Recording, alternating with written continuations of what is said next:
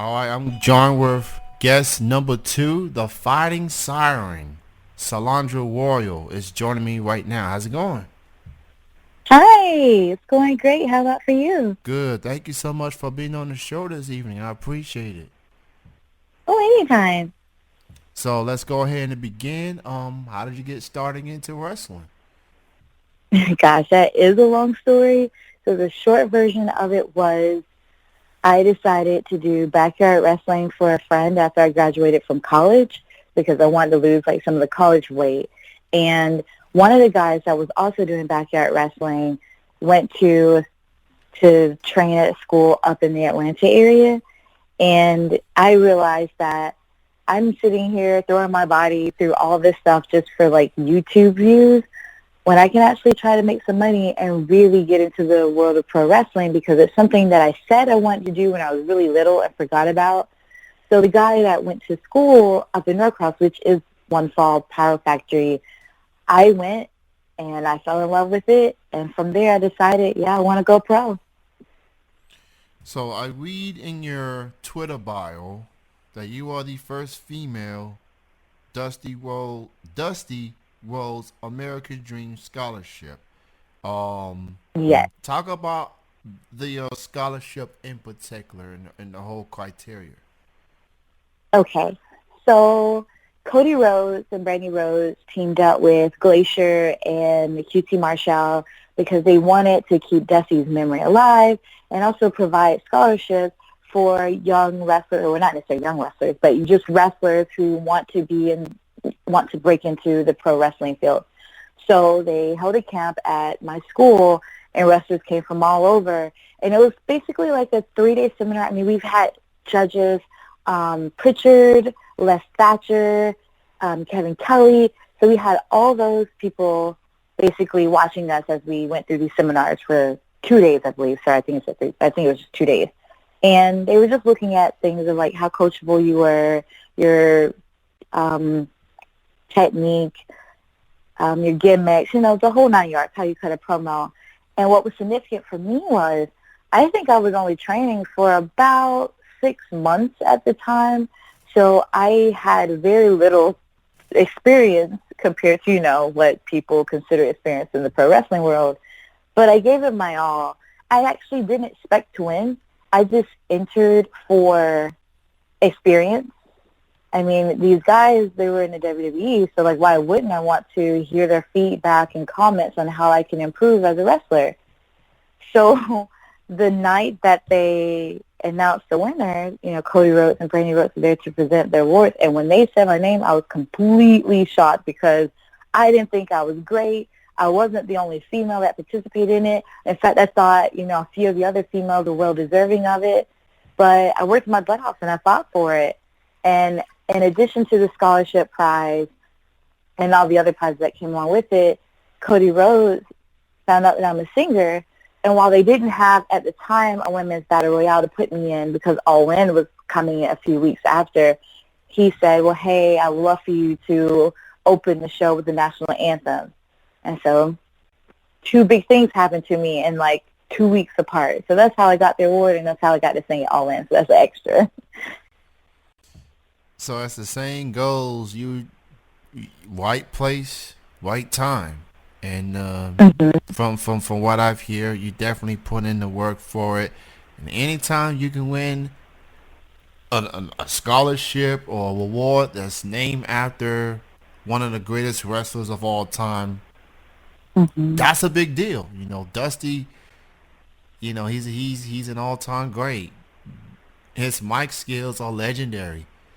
You know, Yes. I mean, anytime you go through hard times, no pun intended, go look up Dusty Rhodes Hard Time on YouTube. It'll get you through the day. Um, so you mentioned AEW All Elite Wrestling, which has done incredible things thus far.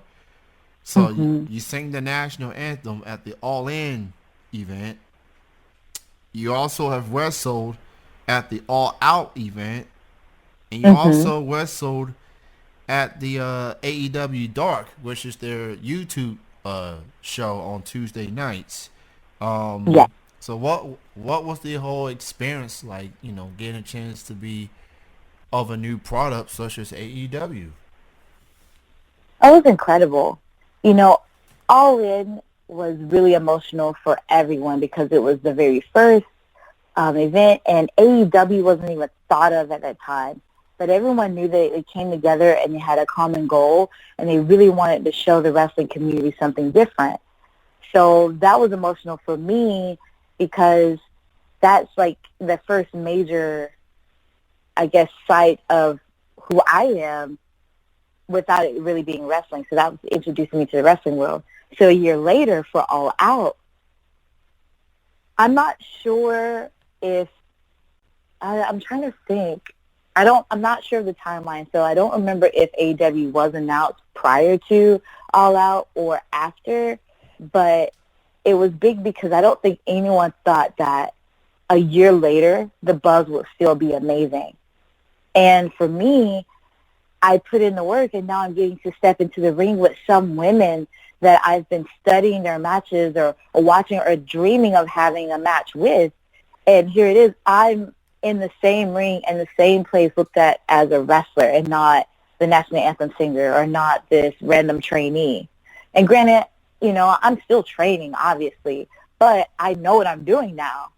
Now, granted, I didn't last as long in it, but it was still amazing. So then, fast forward to AEW Dark, that just blew my mind. Just seriously blew my mind because now, I feel like now I'm really being taken serious as a wrestler. And everyone back there, the energy was the same as it was for All In because everyone knows that there's a mission. We're not just there to collect paychecks. We're not just there to promote social medias or just to look cool on TV or look cool on YouTube. We're there to keep this baby that was birthed alive, and everyone wants to make it look good. Everyone. I didn't see any big egos backstage. I didn't see anyone, fighting over anything. I didn't see anyone trying to dominate with their experience or, or pulling a vet card. Like, everyone pulled together. And that was incredible. So it was a little bit intimidating, and I'm not going to lie. It's always intimidating, especially with my years of experience compared to a lot of the people there. However, it just feels great because you're working towards a common goal, and that is just to keep this afloat and show people an alternative to professional wrestling. It definitely takes a lot of bravery and courage to get in between those ropes and perform in front of an audience.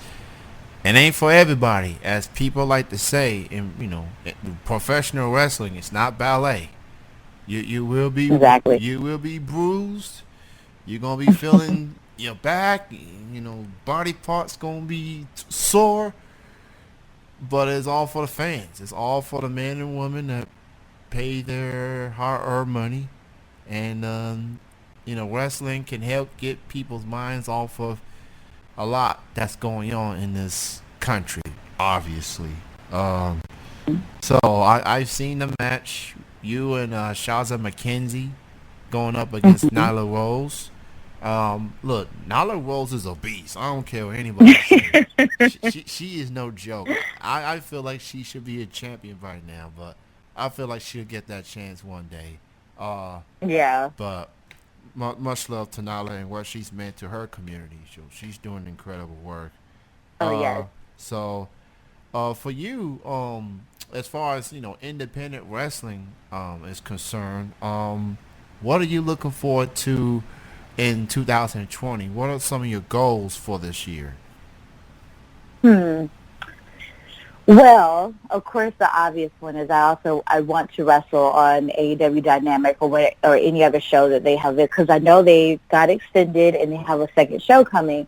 So I do want to work with AEW a lot more. And of course, I would be lying if I said that I didn't want a contract. I want a wrestling contract, and hopefully that will be with AEW. So I'm working towards that. And I just want to get more exposure and get my name out there and work a lot of the people that I was secretly studying, because it's still fresh for me. I'm very fortunate and blessed to be able to have done everything that I have done, given the fact that I've only been wrestling technically for 1 year and training, if you count backyarding and everything, for another year. But I've only started working matches for 1 year. So I'm still fresh. I just want to work more matches, get more experience, get a contract, get my body together, get my mind right. I don't have any major, like, milestones for 2020 yet. I just want the experience. I want to ride it and see what happens from there. So, All Elite Wrestling, you're doing good things. Doing a lot of good things. You know, you got the second show on the way. About to get women tag team championships as well, so that's more opportunity for the woman. And you got a very talented roster. Rio, Nolly Rose, Calm, Brandy, Big Swole, who I love a lot. Big Swole. I love her too. She just the name alone, just bitch.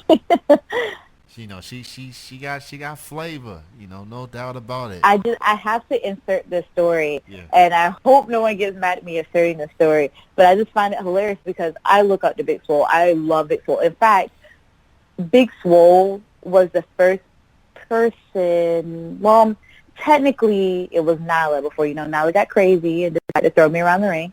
But I would have to say I was super nervous at All Out, and Big Swole was the first person to kind of sit down and open up and share some things with me and give me advice, because I was just honest with her about my experience and that I was nervous, and she's incredible. So when we were backstage for my AEW Dark match, and I'm sitting at the table at catering, and Big Swole sitting there, and Jim Ross walks up. And he looks at me, and he was like, "Hey, Big Swole," and he holds out his fist. And I look at him, and my mouth drops, because in my head I'm like, oh, my gosh, for me to be confused for Big Swole. And then I snap back to reality, and first of all, Big Swole has abs. I don't. So I was like, well, I am flattered that you believe that I am Big Swole. She is actually Big Swole, and we're dying because she's looking around the table for other people to help her out, and no one was to help. And I didn't say what I really wanted to say, but I just couldn't help but laugh. So I got confused to be Big Swole, who is one of the wrestlers that I horrifically look up to. So my night was made. That has to be one of the greatest stories I've ever heard.